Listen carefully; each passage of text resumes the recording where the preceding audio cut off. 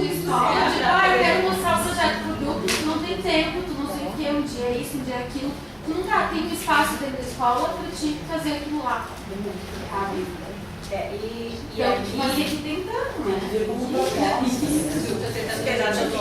Apesar de que a gente tem coordenadoras fazendo curso com a gente, porque se a gente tem essa parceria do coordenador pedagógico, assim que a gente bota muita fé nas costas desse povo, mas o coordenador ajuda a gente a articular essas ações como grupo, né? E outra coisa que eu estou pensando assim, a questão do coordenador estar aqui fazendo formação, isso é uma novidade de algum tempo para cá.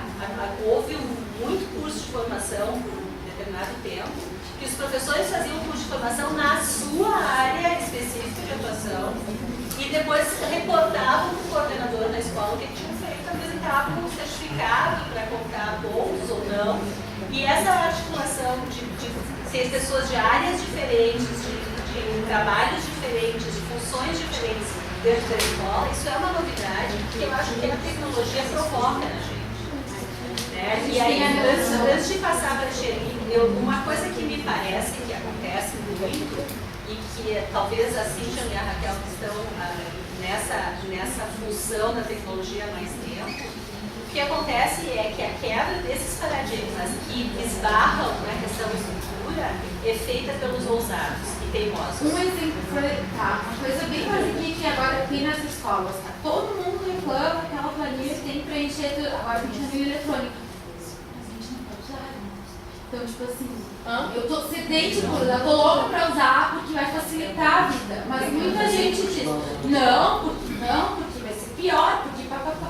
Gente, até estruturar vai dar um trabalhinho, mas depois que tiver a estrutura e que se habituar a usar aquilo, vai ser muito fácil, vai ser uma facilidade para nós professores. Então, uma questão assim, eu vou reclamar do antigo, mas eu vou reclamar, mas eu vou fazer o novo. Não quero. Mas é que eu acho que a coordenação é muito importante, primeiro porque a coordenação hoje vem da equipe diretiva, ela convida, então é uma pessoa de confiança da equipe diretiva.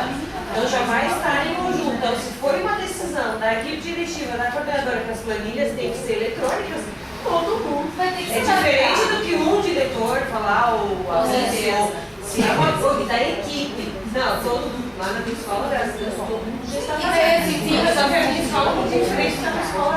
Sim, eu sei que mas é que sabe o que vai ser? Daí tu faz assim, é uma questão de orientação.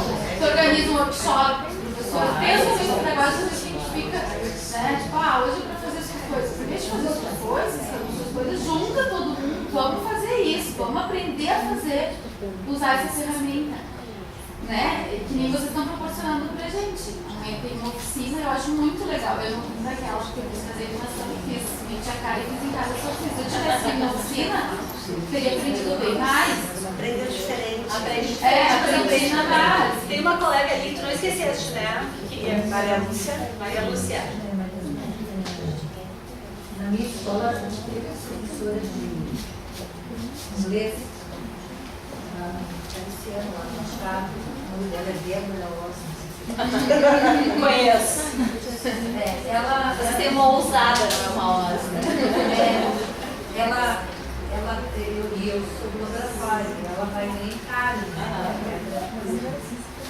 e agora ela fez uma página, né? Então, assim, foi muito maravilhosa e tal, e eu sou uma companheira dela, assim, lá na máquina, no laboratório. Então, um dia desse eu vi ela chegando lá com uma mala. De rodinha, colorida. E eu vai viajar, eu brinquei com ela, estava do lado, na sala, e ela assim, né, isso não trabalho, né, então ela tirou as fotos, eles levaram roupas, tá? Fizeram fotos, e fizeram então lá uma parte das fotos e tal, e eu entrei naquela de ajudar eles, copiar, colar, fazer lá, eles tinham que fazer um look e descrevê-lo, né? E eu acho assim que são turmas muito difíceis, mas eu vejo assim que ela tem uma leveza, como trabalhar com essa questão dos adolescentes, desde o sexto ano, né? E eu vejo assim que ela com integração nos momentos assim, de festeira, ela tira foto dos crianças, que eles têm assim, uma cumplicidade e tal, né?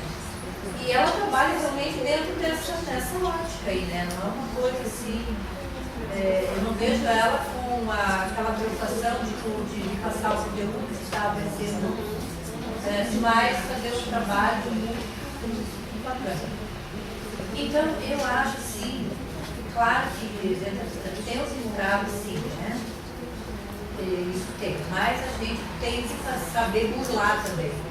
Porque quando eu comecei o meu projeto também de xadrez na escola, há 5 anos atrás, foi muito complicado, porque realmente está trabalhando xadrez, uma turma, ela vai estar se movimentando, ela vai estar. A prof que vem já não pega uma sala tão bem arrumadinha. Quer dizer, é toda uma questão que tu tem que trabalhar. Para a gente é muito mais trabalho, porque tem que ter muito mais atenção, tem que se organizar mais, organizar tudo mais, tudo tem que ser mais, né? Mas eu acho sim que é uma coisa maravilhosa, porque eu vejo assim, ó, que da maneira tradicional, quando a gente trabalha, eu trabalho com matemática e ciência, está muito complicado, pessoal, assim, né? E a gente está ali salivando, quer dizer, está dentro dela, nós somos médicos, né, de informações. E a gente vai para casa tão cansado no final do dia sendo transmissor, né? E muito poder convocar o teu aluno para uma parceria, para construir junto, a gente vai para casa recarregado. É completamente diferente do professor que chega em casa, que é o centro da atividade, que prepara, que expõe, que transmite, e o professor que resolve construir. E eu conheço a Débora muito, né? Nós somos irmãs em outra vida. É um trabalho que eu conheço, e que eu posso dizer assim, é uma pessoa que eu me considero assim também, que eu vou para casa depois da construção com o meu aluno e eu tô tão elétrica, eu tô tão ligada na tomada que eu tenho dificuldade para dormir. Ao contrário de aulas que eu já dei na minha vida, que eu literalmente dava aula. Né? E que tu vai dar aula, e tu escreve no quadro, tu aluno copia, e tu é aquele transmissor, né, que a gente aprendeu a ser assim inicialmente, e aí tu chega em casa esgualepada. Esgualepada é um bom termo, né? E essa questão, por exemplo, ela ter um bom domínio da informática também ajuda muito nesse processo. Então, na verdade, mas não é condição sine qua non, né? Ela pode nos agilizar, porque a gente está perdendo, né? Um pouco atrasado. O nosso aluno sabe muito mais. E quem está aqui sabe que eu não tenho a menor vergonha de dizer para o aluno: o que é isso aí que tu quer fazer? Eu nunca ouvi falar disso aí. Dá pra gente fazer aqui? As máquinas que a gente tem aqui comportam? Tá, então tu me ensina. Por que não? Eu não nasci sabendo, não quero terminar de fazer perguntas hoje e tenho certeza que eu ainda tenho muita pergunta, muita coisa para aprender. Mas essa postura, antes a gente estava falando da questão dos limites físicos, né? O nativo digital que é o meu grande tema de pesquisa, né? Mas os limites físicos que a diferença nos impõe. Eu posso justificar o não fazer pelo limite físico, porque a escola não tem estrutura, porque a escola não tem data show, porque a escola não tem internet, porque a gestão não permite. Eu posso me limitar a isso, e aí a limitação é física, né? Ou eu posso me incomodar com isso, e aí eu vou usar o exemplo que a gente tem no Pronacampo, né? Uma escola rural. E aí eu vou descrever os 4 alunos da escola para vocês, tá? Eu estou de costas para a escola, na minha frente eu tenho o que passa do outro lado da rua, o Rio Caí. O que tem do outro lado do Rio Caí? Geograficamente? O Ninho das Águias. O Ninho das Águias. Vou virar à minha esquerda para a escola. A escola está aqui, o Ninho das Águias está aqui. O que eu tenho para cá? É uma das... Nova Petrópolis. Nova Petrópolis, não, Nova Petrópolis tem para cá. Até para este lado. Picada Café, para cá. Aí eu viro as costas e fico de costas para o rio, de frente para a escola. O que tem atrás da escola? Galópolis. Aí eu volto para o outro lado e o que tem? Nova Petrópolis. Que acesso de internet eu tenho no meio desse monte de morro? Tenho.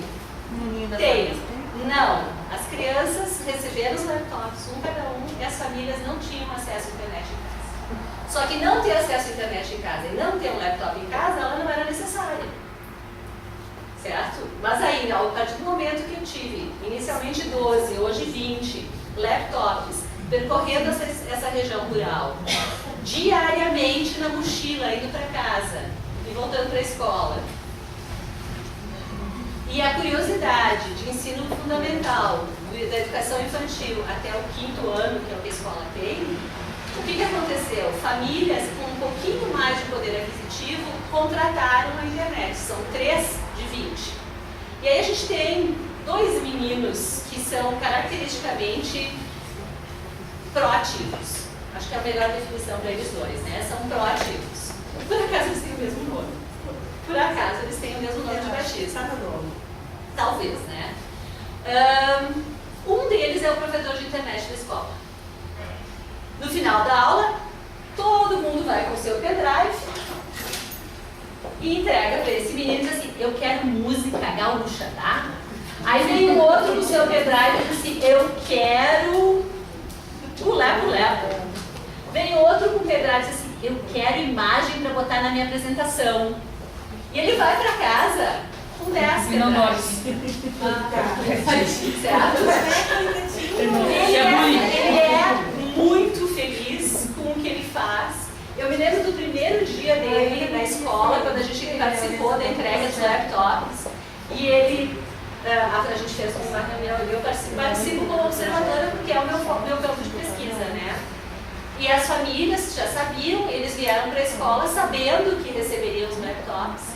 E aí quando a gente brincou ainda, né, o pessoal da Secretaria de Educação, mas a gente assim, a gente se enganou, a gente trouxe a caixa errada, veio uma caixa cheia de sapo.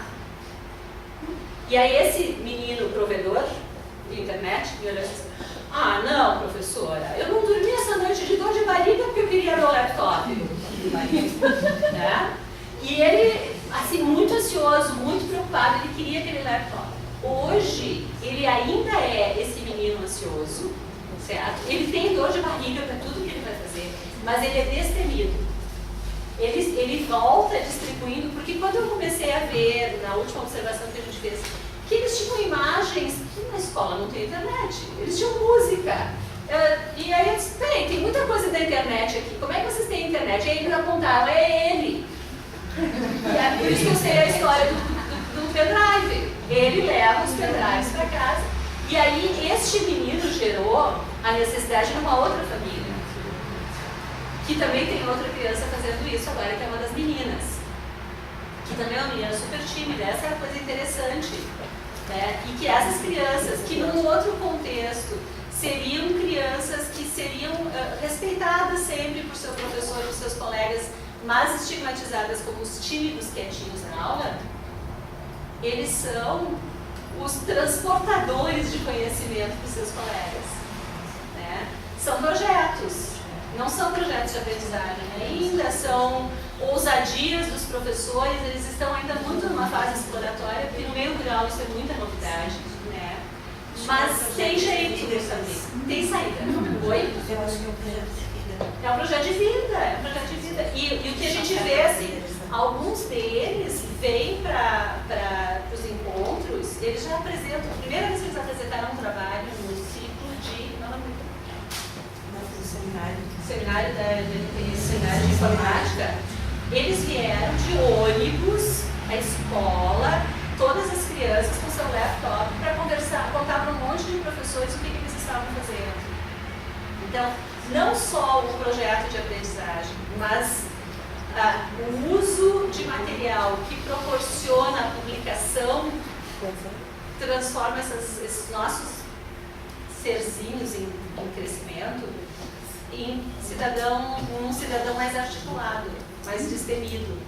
E aí eu acho que seja o teu aluno pesquisar alguma coisa de imagem em casa, na internet, que ele tem em casa, na lan house, no vizinho, no tio, na tia, não sei, a irmã do trabalho vai pegar para ele. Aquela imagem que ele vai trazer para a aula vai ter um valor para ele, que a imagem maravilhosa que tu poderia trazer no teu data show não vai conseguir ter. Então, por isso que eu vou dizer assim, eu sempre digo, eu não venho aqui para ensinar nada para vocês. Eu venho para fazer o que eu sei fazer melhor. plantar pulgas. Eu quero que vocês saiam daqui com uma pulguinha atrás da cabeça. Que louca, ela disse que o aluno dela foi pesquisar no celular. A gente não pode usar celular na sala de aula. Não é que a gente não possa. Eu não posso usar a la louca o celular na sala de aula. Pedagogicamente, sim. Mas a questão de eu querer ter um diretor, não era que eu levar uma coisa pronta. Não, eu entendo, por isso eu vou te provocar só. Era a questão de provocar eles a pesquisar, levar um laboratório, eles pesquisar as coisas que eles têm interesse. Isso é muito legal. Até a pesquisa que a gente está fazendo no nosso grupo da pergunta foi uma pergunta que uma aluna fez para mim em sala de aula. Aquela pergunta era uma dúvida de uma aluna. A gente está fazendo igual.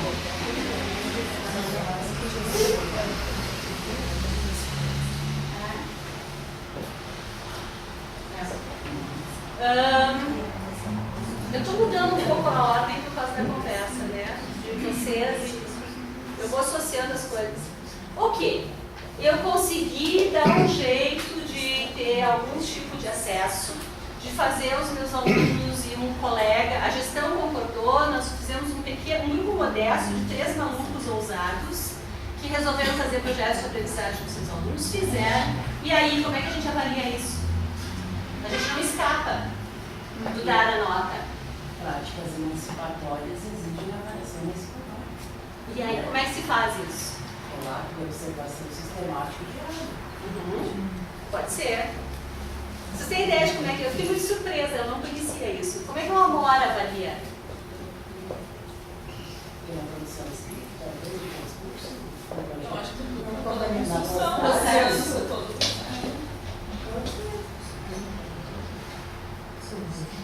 Tudo isso mais um Google Doc. Tem um fórum, que é o que tem aqui. Sociedade.